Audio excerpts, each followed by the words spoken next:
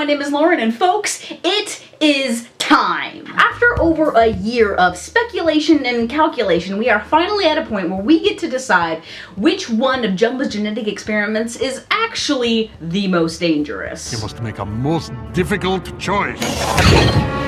Milk or cookies? And if for some unimaginable reason this happens to be your first video in this YouTube series, welcome! You're a bit late to the party, but the good news is I have 7 videos to catch you up. Links are in the card up here. So before we roll our special intro for a final time, let's remind ourselves who's made it through the trials so far. These are the competitors up for re-evaluation. Checkers, Shoe, Melty, Swapper, Huggo, Slushy, and of course, Stitch.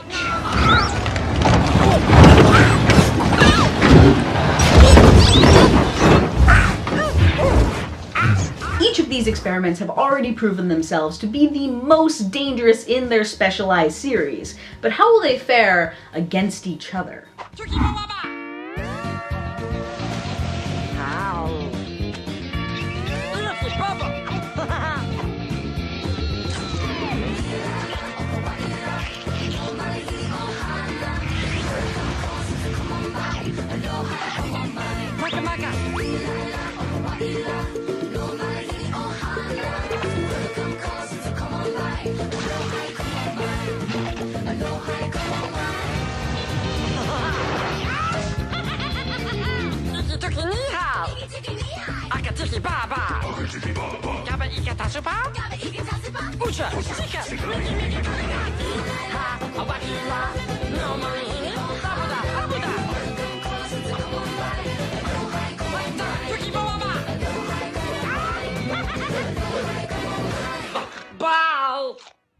Okay, so it's literally been a year for some of these guys, so let's do a quick review of all the power sets before we dive into the details. Number 209 is Checkers, who grants the ability to control all living creatures to whoever wears him as a crown. Number 113 is Shoe, who controls the concept of luck itself. He makes unlikely scenarios happen, both good and bad, depending on which way his horn is flipped.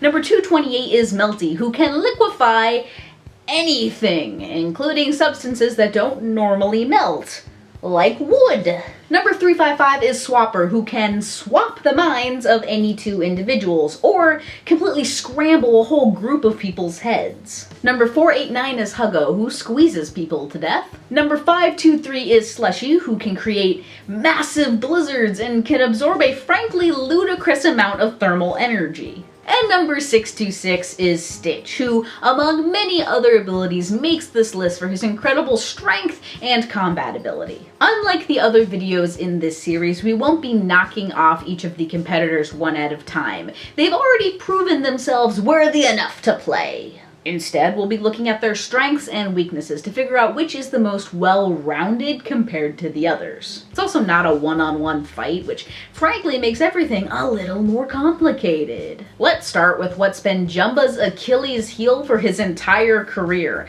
Why does he keep giving his experiments crippling weaknesses? And do any of these competitors have one of the one crucial errors? Well, right off the bat, Stitch has his phobia of water. Because he is so dense that he cannot swim, Stitch develops a severe fear of water. However, his aversion to the substance is strictly psychological. He's not allergic to it, he just sinks fast. And over the series, we see him repeatedly have to face the fear and sometimes overcome it in the rare instances where he needs to fight in or near water. And actually, most of the other experiments we're looking at today don't have the weaknesses that became hallmarks of Jumbo's failed designs. Almost as if we weeded out those experiments in previous episodes. For example, there's no way to get Swapper to switch people's minds back unless they decide it's time. And once Melty's melted something, there's no easy fix. Slushy doesn't appear weaker in warmer environments, and while Shoe's horn does affect what type of luck he influences, it doesn't appear to make him more or less powerful. The only other argument I could see for a weakness here is that you're technically able to defeat Checkers as long as you remove him from your enemy's head. But that's also not the easiest thing to do when you are also potentially being controlled. Of course, Checkers' effects are actually ineffective on other experiments, meaning that he would be pretty useless against an army of Jumba's experiments. But if your army is, I don't know, people, you'd better start thinking of new ways to attack remotely. Which I suppose leads us to another aspect of what makes these experiments dangerous in the first place. How many people can they affect at one time? Checkers can control every living being in his presence except for other experiments, and it doesn't matter how many there are. Similarly, if Slushy causes an ice storm, it affects everyone around him. He can affect a massive amount of people at once. But an experiment like Huggo is limited to one victim at a time. You can technically just handle the problem while Huggo is preoccupied strangling the one unfortunate person who volunteered to be a sacrifice for the good of humanity. Melty's an interesting case because we don't get a chance to see if he's capable or interested in melting people and not just objects, so we don't know what would happen if he attacked a crowd. But if he attacked a busy bridge or an apartment building, I think it's pretty clear that Melty can affect many people all at once. Stitch is kinda similar in this regard, in the sense that he could punch a hole in a crucial part of the building's foundation and potentially kill many victims. But overall, his powers are still more limited and on that individual scale. Like, he could completely tear apart a city, but only one act of destruction at a time. He can't level a skyline with the snap of a finger. He'd have to systematically tear through the infrastructure by throwing cars and ripping up asphalt.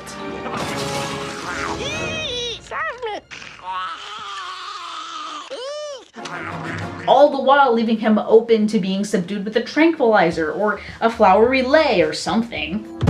You would think that Swapper would also be limited in this sense, but not only do we see that they're able to swap more than one person at a time, but they can also do it through video call, meaning that they are potentially a global threat at any given moment. And Shu? Shu is probably the biggest wild card of them all, because Shu controls luck, which means everything from causing natural disasters like volcanic eruptions to slightly knocking a sign askew on the road. He could make you win $1 million. Or he could make your enemies accidentally drop their weapons at the same time so they would be vulnerable to your next move. As long as it is unlikely to happen, regardless of whether or not you want it to, Shu can still technically do it.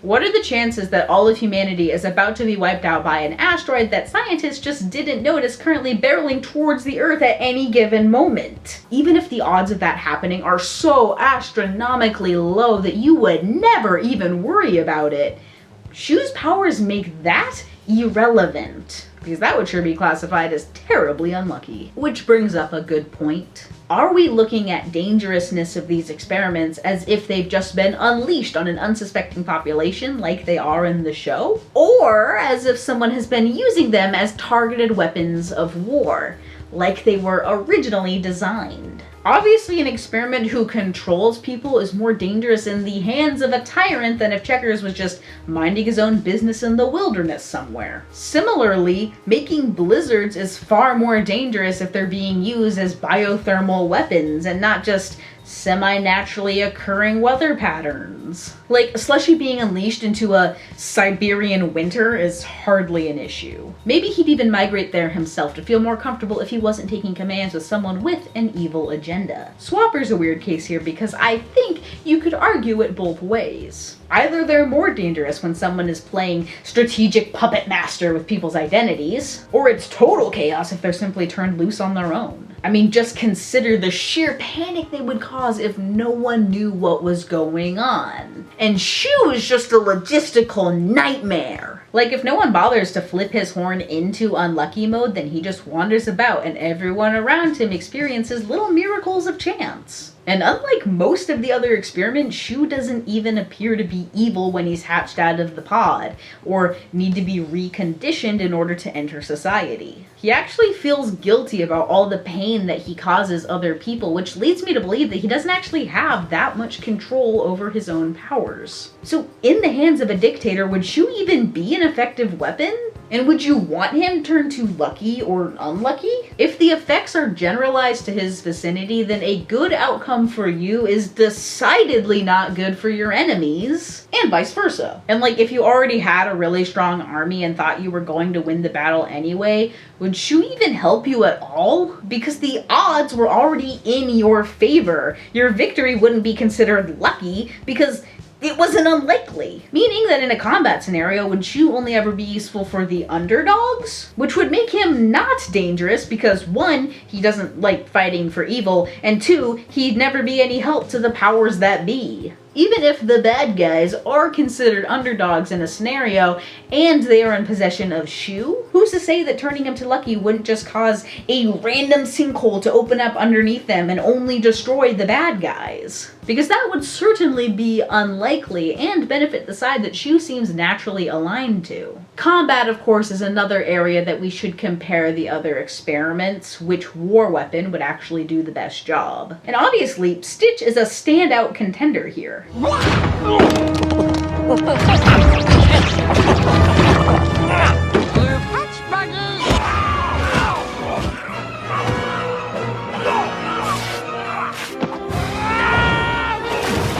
Stupid head.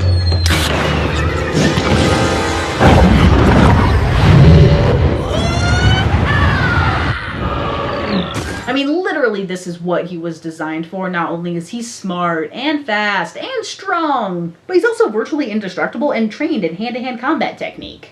Huggo also ranks surprisingly high here, although is it surprising considering that his one move is basically an effective death grip? And we see that Slushy either has some training or natural instinct on how to adapt his power set for one-on-one combat, to the level where Stitch actually needs help to defeat him in the end. Checkers is only as powerful as the creatures he's controlling, which could range anywhere from a highly trained soldier to the helpless cactus. Not all living beings are helpful in a fight.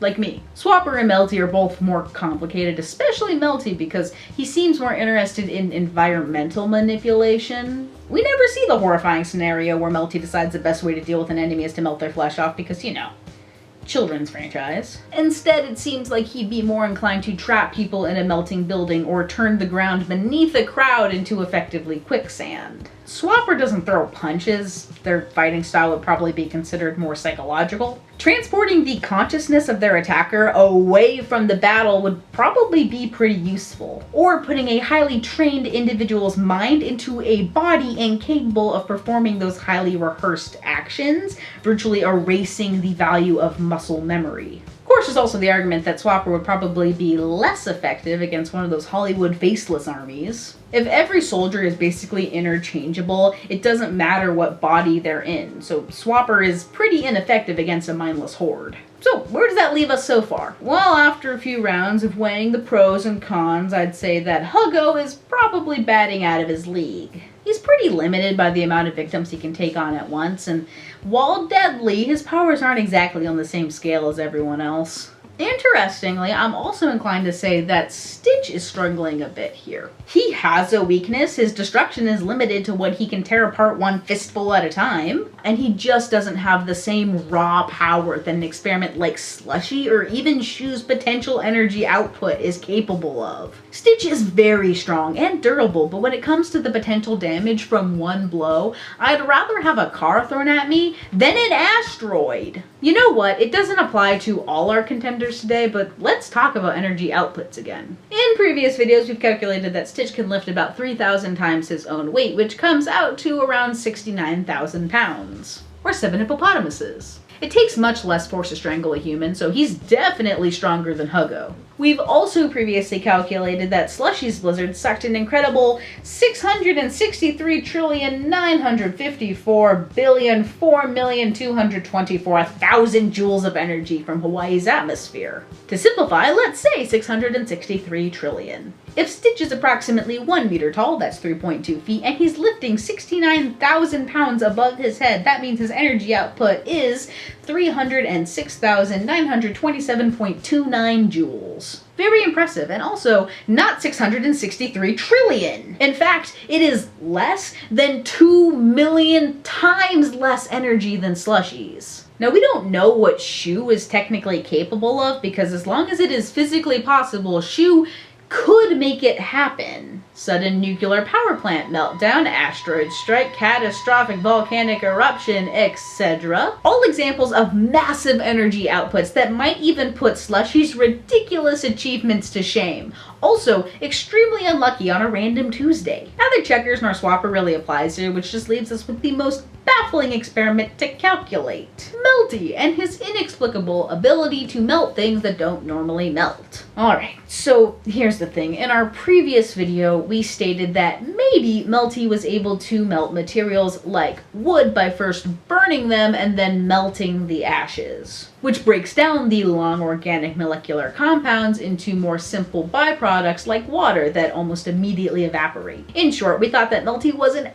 actually melting unmeltable materials like wood, it just looked like it. This explanation is flawed for 2 reasons. Number 1, if Jumba has created an experiment able to melt anything, then we should come up with an explanation for observable behavior without an easy cop-out answer. And 2, Melty is probably not increasing temperature. We actually noted this in our earlier video. I don't think that Melty is actually increasing the temperature of the objects he interacts with. Otherwise, we'd see things burn or people being cooked due to proximity to hot melted stuff. Instead, I think Melty is lowering the melting points of his targets.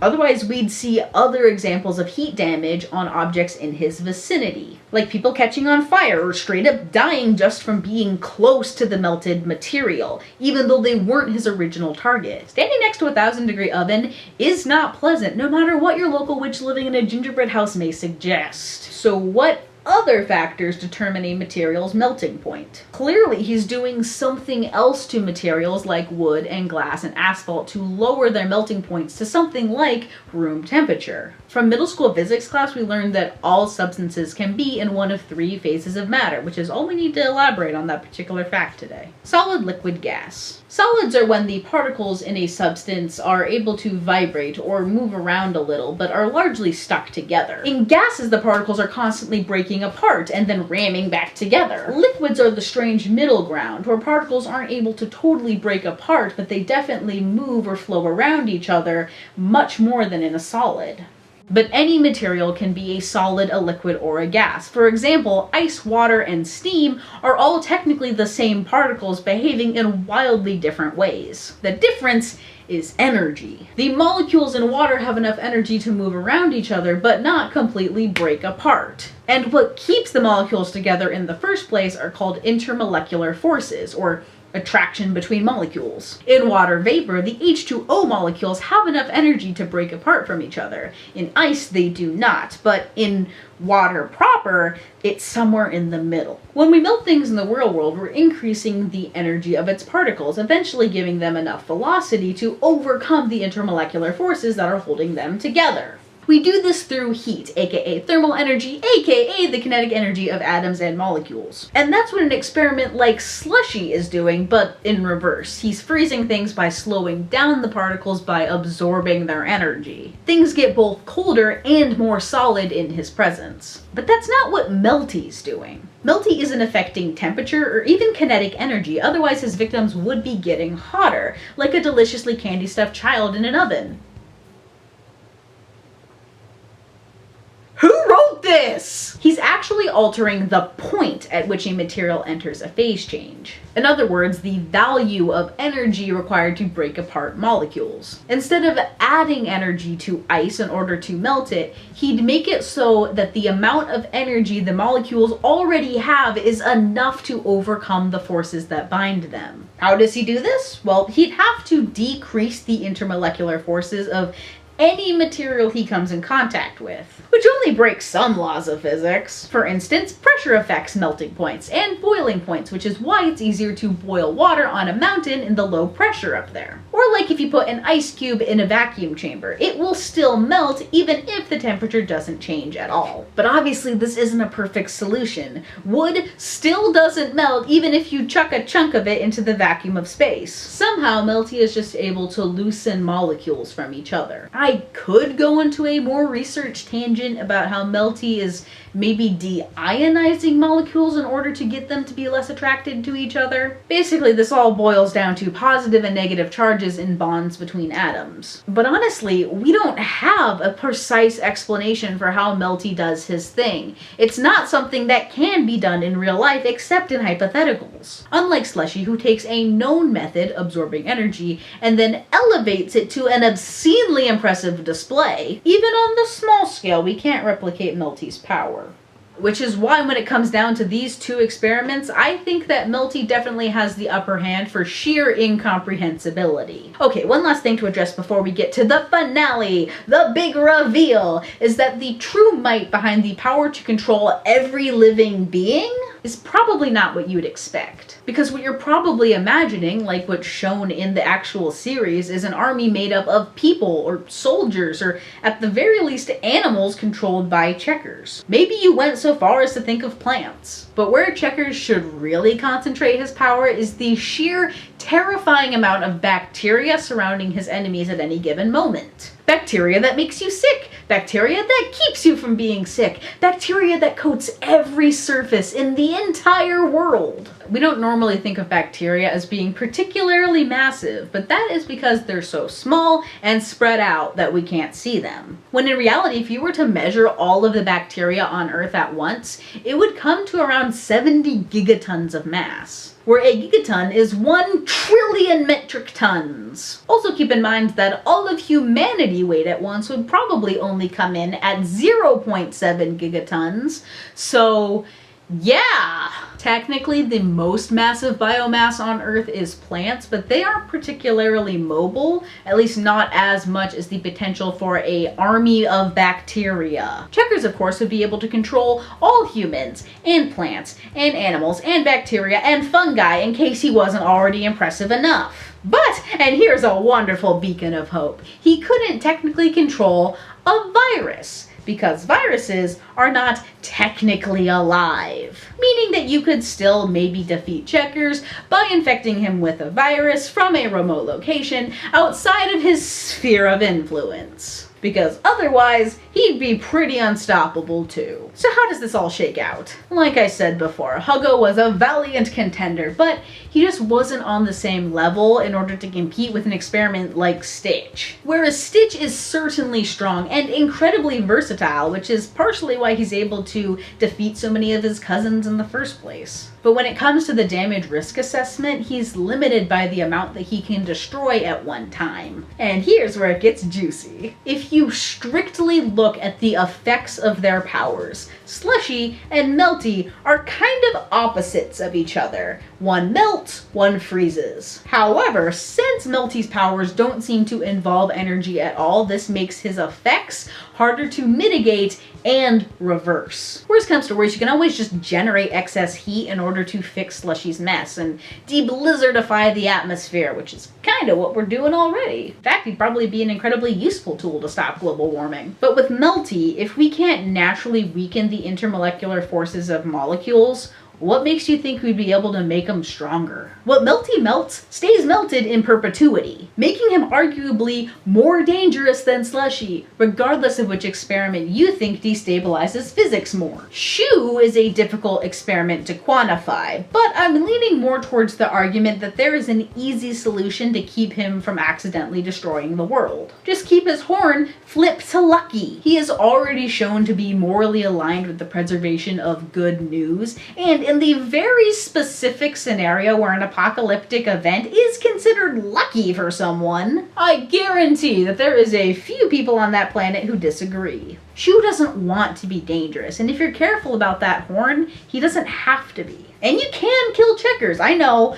morbid, but true. It would take planning and coordination in order to remotely develop and deploy the virus, but there is technically a way to do it. Or use a robot to decapacitate him. Not every weapon or soldier has to be alive, which means he can't control them. The real debate is between Melty, the scourge on physical infrastructure, and Swapper, the threat to societal function. And honestly, it just depends on context here. I mean, am I trapped in a room with one of them? If so, then having the walls slowly melt and collapse in on me until I suffocate is certainly more dangerous than swapping minds with the guy next door. But on a global scale, the lack of ability to track identities would lead to the total collapse of regulation and possibly society. There's also the issue of language barriers, like you suddenly woke up in Lithuania and you don't understand anyone around you. But times that confusion by 100, because if it's a global issue, then there are hundreds of languages all trying to understand each other. Communication would almost immediately break down if Swapper was able to scramble that many people, and they would never stop. How many lives would be at risk because someone is probably lying all the time? Hi there, yeah, I'm totally the missing head of this weapons department. You mind if I just grab those nuclear codes? Real quick. Thanks. Swapper invites complete and utter chaos. On the other hand, Melty is probably unstoppable. Maybe you could contain him in a large enough body of liquid that wouldn't matter if he melted it. But we do see him underwater at one point, and he just melts through the crust of the earth, causes a volcanic eruption that results in a destructive tidal wave. And no physical structure is safe within his sight. Of course, both of these experiments are defeated on the show. Swapper is convinced to switch everyone back, and Melty just kind of gives up. Yeah, I don't really know how Stitch captured him. He just threw a metal cage over Melty and then he decided not to melt it, or his glass containment unit later on, because he was already shown to be able to melt these materials before. Maybe he needed a break, I don't know. Seems like a plot hole if you ask me. Anyway, which is the most dangerous experiment? For all the reasons we've already talked about today, I think that you could argue that any of these 7 experiments are the most dangerous, except Huggo. But if I had to pick just one, it would have to be Swapper. That feels so controversial. I did not know I was gonna write that until 5 seconds ago. It's practically a coin flip. Swapper is dangerous, but not because of any physical damage caused by their powers. It's more of the inevitable scenarios that their powers lead to. Laws couldn't be enforced, family units would be incredibly unstable, child mortality would likely skyrocket, employment would be obsolete, therefore tanking all economy. It is impossible to have a functioning society with Swapper running amok. It is simply too unstable. And even though their effects are technically reversible, Swapper has to choose to do it themselves. And you know what? If they got to the whole world, I don't think we'd be able to negotiate back to the way things are. Frankly, I'm not sure that we could do it now. And we're all still using the same consciousnesses that we were born with. But what do you think? I understand that just looking at these guys, this decision doesn't seem the most anticipated. And who knows, maybe I'll disagree with myself tomorrow. You know it's gonna be right after I hit publish, I'll be like, no wait, but Slushy was so cool. Maybe Shoe's just pretending to be nice and actually really wants the world to spontaneously combust. If you think that another finalist should have won, let me know in the comment section. Actually, let me know if you think any experiment should have won. Who would you have added as a last-minute wildcard redemption? And if you like this video or have enjoyed any of this exhausting 8-part series,